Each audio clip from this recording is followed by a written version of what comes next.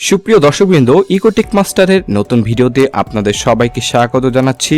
আমি মোহাম্মদ তারেক জামিল। আজকের এই ভিডিওতে কম্পিউটারের অত্যন্ত গুরুত্বপূর্ণ একটি সেটিংস দেখাবো, যার মাধ্যমে আপনি কিনা কিবোর্ড দিয়ে মাউসের কাজ করতে পারবেন। তো চলুন ভিডিও শুরু করার আগে আমরা চ্যানেলটি সাবস্ক্রাইব করে নিই এবং বেল আইকনটি চালু করে দিই যদি এখনও করে না থাকি।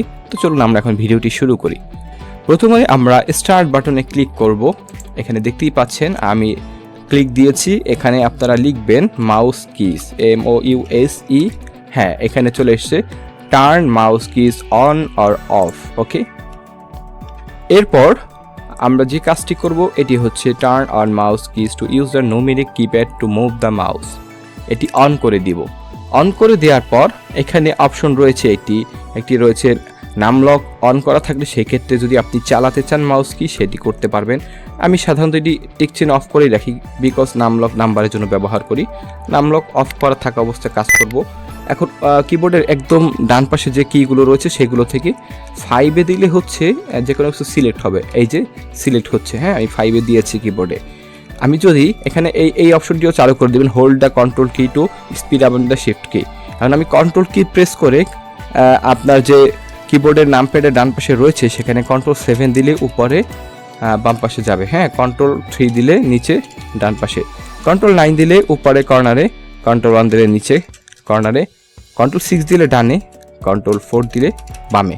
ওকে, এটি গেল বিষয়। হ্যাঁ, এগুলো আমরা মুভিংয়ের বিষয়টি দেখলাম। এরপর আমরা সিলেক্টিংয়ের বিষয়টি দেখছি। সিলেক্টিংয়ের জন্য আমি যদি 5-এ ক্লিক করি, 5-এ ট্যাপ করি, একটি ক্লিক হবে।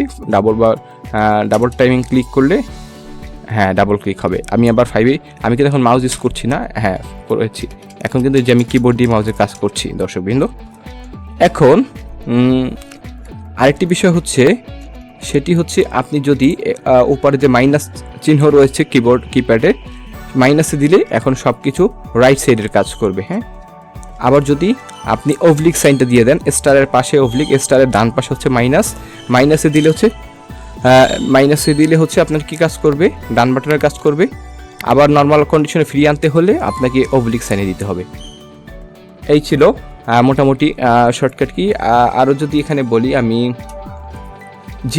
জিরোতে যদি আমি দেই, জিরোতে দিলে সেক্ষেত্রে এটি সিলেক্ট হয়ে যাবে, আমি মুভ করতে পারবো। যে জিরোতে দিয়ে আমি ছেড়ে দিয়েছি, কিন্তু আবার 5 দিয়ে দিলে আগের অবস্থানে চলে আসবে। এইটি একটা গেল বিষয়। হ্যাঁ, আর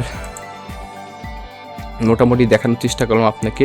আর যদি প্লাস সাইনে দেন তাহলে সরাসরি আপনার ডাবল ক্লিকে কাজ করবে। যদি প্লাস সাইনে দেন, আমি প্লাস সাইনে দিয়েছি, আবার 5-এ দিয়ে দিলে কাজ করবে হচ্ছে একটি ক্লিকের। তাহলে মোটামুটি আমি আবার যদি আপনাকে রিক্যাপ করি, আপনি যদি 7-এ কন্ট্রোল ছাড়া 7-এ দেন, আস্তে আস্তে যাবে। কন্ট্রোল দিয়ে দিলে তাড়াতাড়ি যাবে, কন্ট্রোল দিয়ে দিলে আবার যাবে 3-তে।